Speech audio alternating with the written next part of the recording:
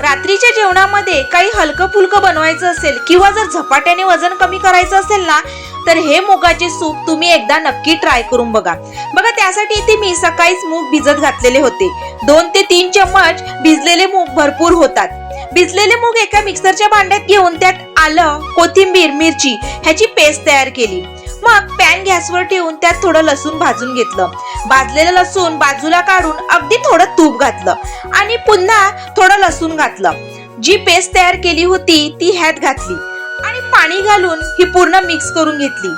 मग ह्यात वाटून घेतलेली काळी मिरी पावडर घातली. भाजलेलं जिरं घेतलं, ते सुद्धा वाटून ह्यात घातलं. तुम्ही डायरेक्ट जिरं घातलं तरी चालेल. चवीनुसार सेंधा मीठ घातलं आणि 15 मिनिटं मंद गॅसवरती उकळून घेतलं. सूप आपल्याला दाटसर हवं आहे की पातळ ह्यानुसार पाणी घालायचं. 15 मिनिटांनंतर जो आपण लसूण भाजून घेतला होता तो ह्यात घातला. यामुळे एक वेगळीच चव येते. तयार आहे साधा, सिंपल आणि रात्रीच्या जेवणासाठी, तसेच मुख्य म्हणजे वेट लॉस साठी मुगाचे सूप. नक्की ट्राय करा आणि रेसिपी आवडली तर लाईक, शेअर, कमेंट आणि सर्वात महत्त्वाचं सबस्क्राईब करायला विसरू नका. धन्यवाद.